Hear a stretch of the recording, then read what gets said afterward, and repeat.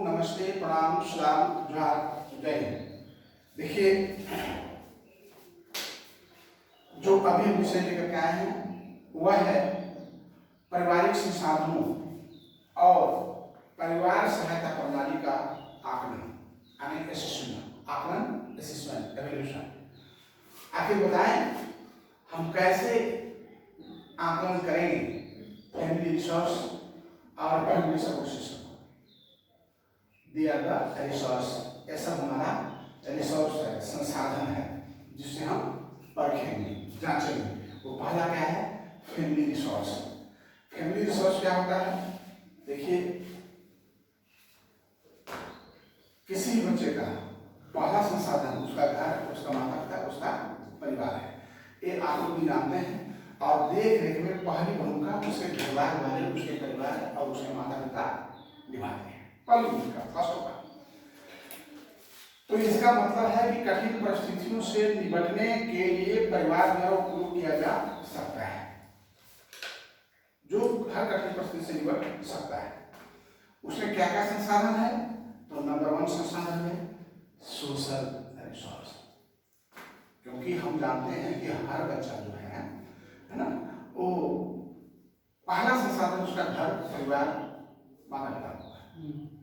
तो भाई इसमें कौन कौन से संसाधन शामिल हैं जो हम परिवार को आकलन करते हैं, बच्चों का आकलन करते हैं? तो पहला सोशल रिसोर्स, सामाजिक संसाधन, यानी मौजूद सामाजिक समर्थन नेटवर्क, जिसमें पति पत्नी, बच्चे, चाचा दादा, भाई, पड़ोसी, सहकर्मी सभी शामिल हैं। मैं घर में देख रहा हूं, अपना घर,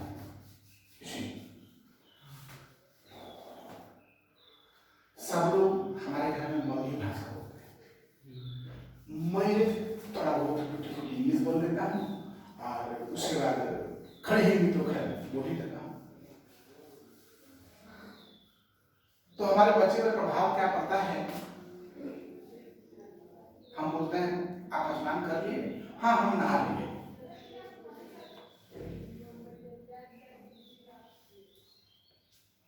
ठीक है, तो स्नान करना और नहाना बोथ आर सेम थिंग्स। हम भी समझते हैं, वो भी समझता है। लेकिन घर में सबको नहाना नहाना बोलता है तो भी नहाना होता है।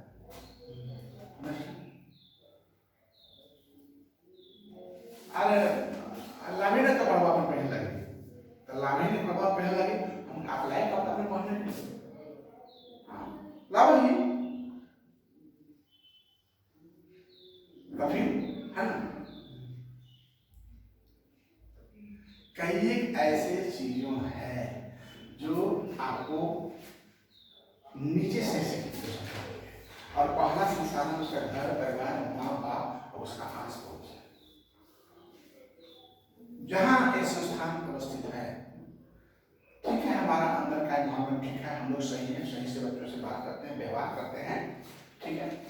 अगर बाहर बच्चे को भेज दे तो बाहर का एनवायरमेंट इतना नेबरहुड, पड़ोस का इतना खराब है कि हमारा बना बनाया बच्चा लर्निंग में कोई ज्यादा देर नहीं करेगा। और बाल ऐसा है कि कहीं भी तुरंत बढ़ जाएगा। देखिए, टीचर तो शब्द है ना, तो टीचर को हिंदी क्या करते हैं? क्या करते हैं? कुछ नहीं करते हैं, शिक्षक। और उसके हिंदी और कोई शब्द है? अध्यापक। उसका हिंदी और शब्द है गुरु। उसका हिंदी और शब्द है देहाती। क्या करता है शब्द? देहाती क्या बोलता है? देहात में क्या बोलता है? मास्टर। वाह, देखिए रास्ता बना के कैसे मास्टर हुआ बोलता है उसको मास्टर।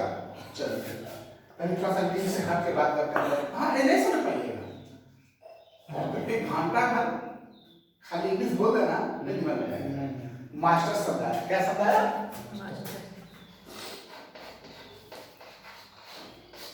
टीचर को मास्टर भी कहते हैं, सही बात है। तुम लोग कहते हैं मास्टर साहब, मास्टर साहब। तो माँ का मतलब क्या है? माँ, संधि क्षेत्र माँ, अस्तर, है ना। रियल मास्टर वही हो सकता है जो माँ के स्तर से काम करे। रियल मास्टर कौन हो सकता है? जो माँ के स्तर से, और माँ के स्तर से कौन काम कर सकता है? महिलाएं, लड़कियां, है ना? इसीलिए नर्सरी टीचर्स ट्रेनिंग में ज्यादातर प्रेफर किया जाता है। अंडरस्टैंड? जितना लड़कियों की जिम्मेदारी है ना, उतना लड़कों की जिम्मेदारी हम नहीं समझते हैं।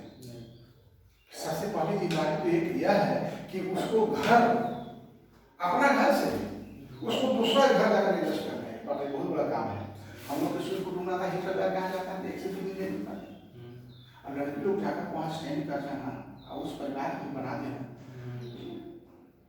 ये हमारा एडजस्टमेंट कैपेसिटी है। दूसरा, बाल बच्चों का लालन पोषण पालन करना। तीसरा, घर के परिवार को एकत्रित करके रखना। ये सब बस बात नहीं है। मर्द तो फ्रस्ट्रेट हो जाता है,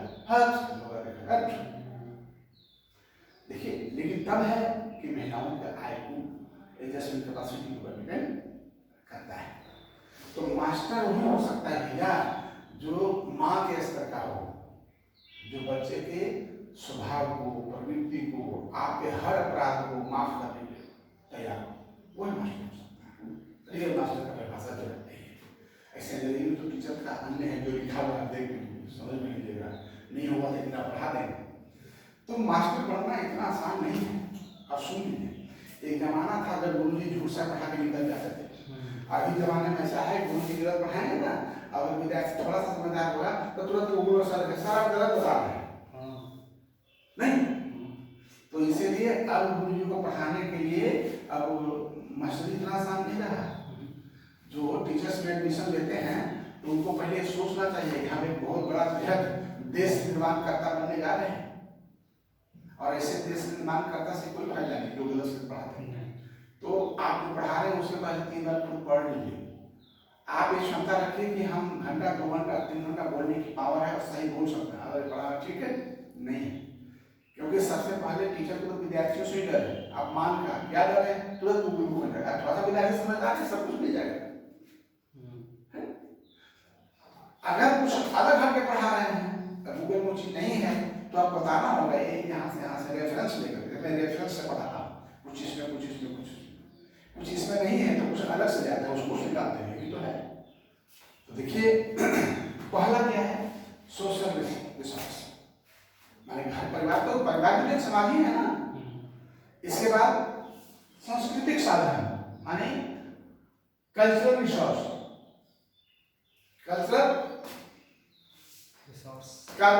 माने सांस्कृतिक मूल्य जो किसी व्यक्ति या परिवार के बीमारियों को देखभाल, तनाव से निपटने प्रभावित कर सकते हैं। आशावाद, परिवार दृष्टिकोण बनाना चाहिए। जैसे अभी हमारे यहाँ देखिए, हमारे गांव में बड़े भाई सीरियस हो गए थे, तबियत खराब हो गया था, 2 महीने हो गए थे।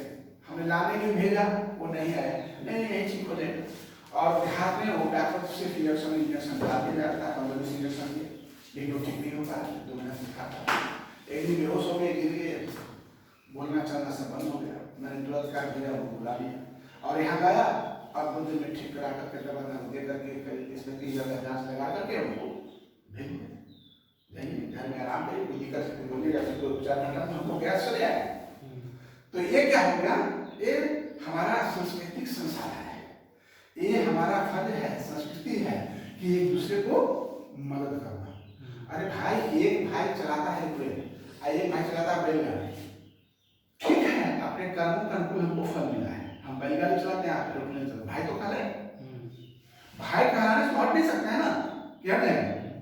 ठीक है, हम लोग अलग ही रह रहे हैं, अलग कमा खा रहे हैं, सब कुछ खाता है, लेकिन जो सत्य है वो सत्य है। रिलेशन को तो हटाया नहीं जा सकता है। तो सांस्कृतिक संसाधन एक ऐसा संसाधन हो गया, जो भी बताया वो कैसा संसाधन है? सांस्कृतिक संसाधन, कल्चर रिसोर्स। अंडरस्टैंड? उन्होंने समझ लिया, मुझे लगता है कि निकल हुआ होगा, है ना?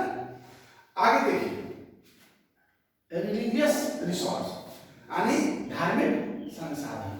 अभी भी चर्चा हो रही थी, राखी हम लोग चर्चा कर रहे थे रिलीजियस संसाधन। बहुत लोग ऐसे हैं जो अध्यात्म पर आत्मविश्वास माने पूर्ण विश्वास रखता है, ठीक है, मर मिटने को तैयार है। कुछ प्रथाएं हैं, कुछ सहायक सेवाएं हैं, जैसे तुलसीदास जी ने कहा है, जग में न मिली है सहोदर भ्राता, सब कुछ मिल जाएगा, पत्नी मर गई तो दूसरा शादी कर लो, पत्नी है ना,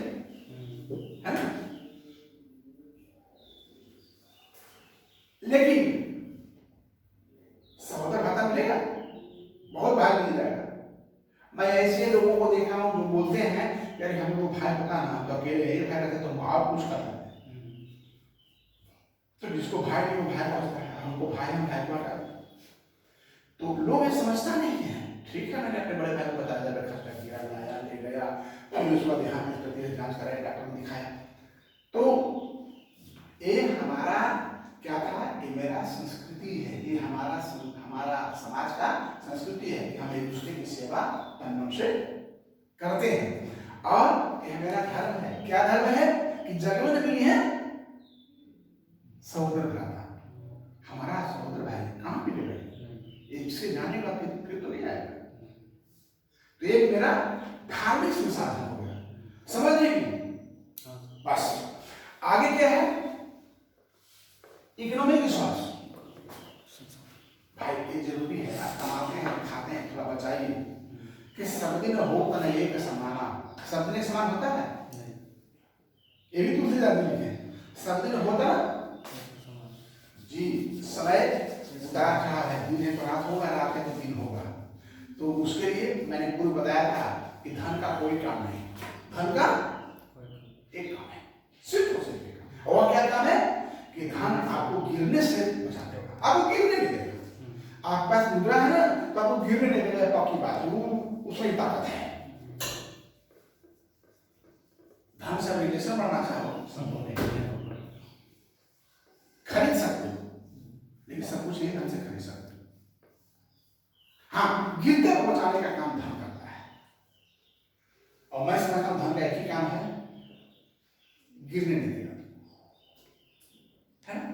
तो ये भी एक संसाधन है, अगर ये नहीं रहेगा तो कैसे अभिभावक अपने बच्चे को ट्रेनिंग दिला पाएंगे, है। आगे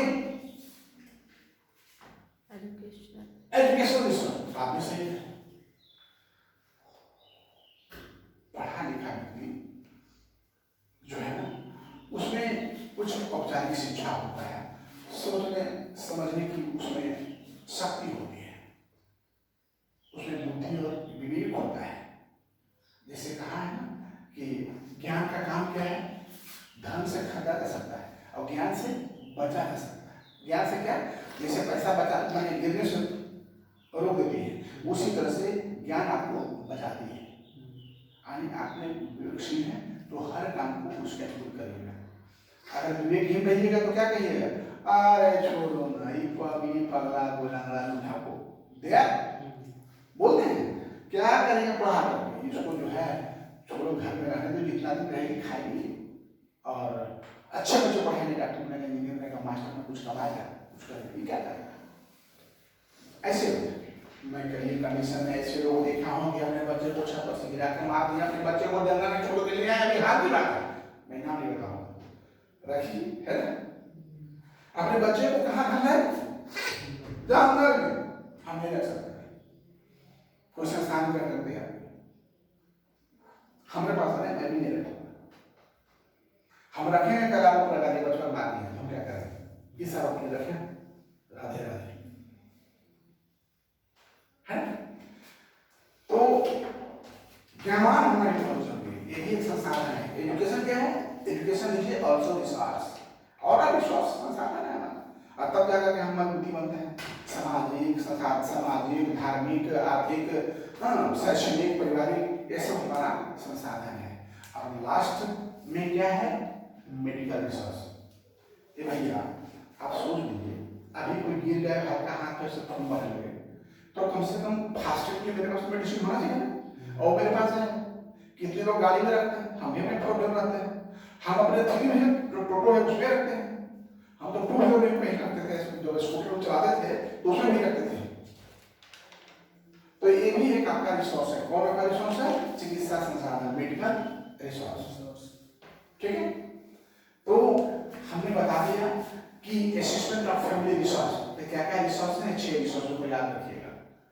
ये बात तो सोचने की बात है कि आपका एक कल्चर है जो आपको बनाता है, हम एक दूसरे से जुड़ते हैं, रहते हैं, मिलते हैं, सोशल समाज में नमस्ते प्रणाम सलाम, रिलीजियस भाई नहीं हम ये कैसे होगा, पर भाई हम तो छोड़ेंगे नहीं, इकोनॉमिकल नहीं रहेगा तो भाई रहे भौजा रहे कैसे काम चलेगा, बहुत जरूरी है। इसके बाद एजुकेशनल, ज्ञानहीन पशु समाना, ज्ञानहीन आदमी जो है वो पशु के समान होता है। इसके बाद मेडिकल रिसोर्स, भाई आपके पास तुरंत के लिए कुछ व्यवस्था मेडिकल की तो होनी चाहिए। अब हम आ रहे हैं family support system, family tools. Family tools का मतलब है कि आपका परिवार मूल्यांकन उपकरण, परिवार को मूल्यांकन करते हैं उसके उपकरण क्या है, क्या सकता है। Two question, number 1 is family resource and number 2 is family tools. परिवार संसाधन हो गया ये 40 में, और फैमिली टूल्स हैं आपके यहाँ पर 6-7। ठीक है, तो फैमिली टूल्स क्या है जी, पहला समय। मैं क्या कहा, समय का आकलन करने के लिए हस्तक्षेप के दौरान रणनीति तैयार करने के लिए सेवा योजना की शुरुआत से पहले। तो टाइम बहुत जरूरी है, बिना टाइम का काम नहीं होगा, समय होना चाहिए ना। आपके पास समय नहीं है तो कैसे काम करोगे, समय तो निकालना पड़ेगा। विधि, मेथड है ना, मेथड फैमिली टूल्स में मेथड। तो मेथड क्या है, कैसे बातचीत करना होगा ना, आप कैसे असेस करिएगा फैमिली को, उसके लिए बातचीत करना होगा। तो बातचीत कहाँ से शुरू करिएगा, यार सुनो पढ़ो, तुम्हारा बच्चा जो बात दी तो बोले मारेगा 2 चप्पल, उसकी स्टाइल होनी चाहिए, speaking style, gesture and posture. इसके बाद डाटा कलेक्शन, हम उससे कुछ जानकारी लेंगे, उसका पारिवारिक, आर्थिक, साइकोलॉजिकल। इसके बाद डेवलपमेंटल फ्रेमवर्क, डेवलपमेंटल बच्चे का, भाई बच्चा जन्म लिया तो रोया कि नहीं, कितना दिन में चला, कितना दिन में बोला, कितना दिन में उंगला, कितना दिन में उठना बैठना शुरू किया, ये सारी चीजें। इसके बाद तब हम IEP बनाएंगे, तब क्या बनेंगे IEP, या फिर आप रिपोर्टिंग मेथड। रिपोर्टिंग मेथड क्या होगा कि हम बच्चे के बारे में जो विस्तृत लिए हैं उसकी जानकारी हम उसको बना करके एक IEP बना करके देंगे, हमको पता चल जाएगा कि बच्चा डिले डेवलपमेंट है या नहीं। इसके बाद अब बच्चा नहीं पता चल गया तो फिर हम क्या करेंगे कि भाई ऐसे बच्चों को सबसे पहले अर्ली इंटरवेंशन, अर्ली इंटरवेंशन का हिंदी क्या होता है, प्रारंभिक हस्तक्षेप। जितना प्रारंभिक अर्ली एज में हम उसका हस्तक्षेप करेंगे, देखरेख करेंगे, उतना ज्यादा सुधार होगा। इसके बाद कंफर्टेबल फैमिली, कंफर्टेबल फैमिली के लिए क्या मतलब है कि परिवार के लिए आरामदायक, जैसे सूचना का गठन लिए और माने जो भी सूचना आप लिए हैं ऐसा नहीं कि उसको ओपन कर दिए। ठीक है, जो सूचनाएं हैं वो आपको अपनी ही जानकारी तक रखना होगा। तो ये हमारा फैमिली टूल्स है और वो हमारा फैमिली रिसोर्स है। अब इससे लाभ क्या है, परिवार को मूल्यांकन करने से लाभ क्या है, तो उससे लाभ यह है कि परिवार की भागीदारी सुनिश्चित होता है, भाई परिवार भी इसमें भाग ले रहा है। परिवार जो है जो उसके पास संसाधन है प्रभावशाली कार्य करता है, परिवार को अपने बच्चे के बारे में जानकारी हो जाती है और परिवार अपने बच्चे के अनुकूल दूसरा कार्य करना शुरू कर देता है, अपने सुविधा के अनुकूल वह काम करता है। अब एक होता है फैमिली सपोर्ट, क्या है, व्हाट इज फैमिली सपोर्ट, क्या है फैमिली सपोर्ट, परिवार अपने बच्चे के लिए अच्छा चाहता है, क्या चाहता है, जितना ज्यादा अच्छा कर सके, उनकी वृद्धि और विकास के लिए पोषण करें। विशेष जरूरतों वाले बच्चों को परिवार अपने बच्चे के लिए यही चाहता है कि हम भी अपने बच्चों को जितना अच्छा से अच्छा बना दें। यानी कहने का मतलब है परिवारों को शक्ति लचीलापन बनाए, यानी परिवार को आप उसको ऐसा सपोर्ट दें कि वो अपने आप को समझे कि हमारा एक और कोई है जो उनको बैकअप करता है, मजबूती प्रदान करता है। माता पिता का समर्थन करें, क्यों? कभी उसकी बातों को ऐसा ना करें ताकि उसको लगे क्या है, कैसे बोलता है, ऐसा बात करें ताकि उसको लगे कि हाँ हमारे हक की बातें कर रहा है। इसके साथ ही व्यक्तिगत पारिवारिक संचालित समर्थन प्रदान करें और सांस्कृतिक मूल्यों पर जोर दें, ताकि ऐसे बच्चे हैं जिस बच्चे को सबका साथ होना जरूरी है, कोई भेदना न करे। तो यह जरूरी है कि हम परिवार को समर्थन देते रहे, तभी परिवार का मजबूती प्रदान होगा और परिवार का जो रिसोर्स संसाधन है उसका लाभ उठा करके हम बच्चे को विकास कर सकते हैं। आज का हमारा वीडियो तक है। जय हिंद।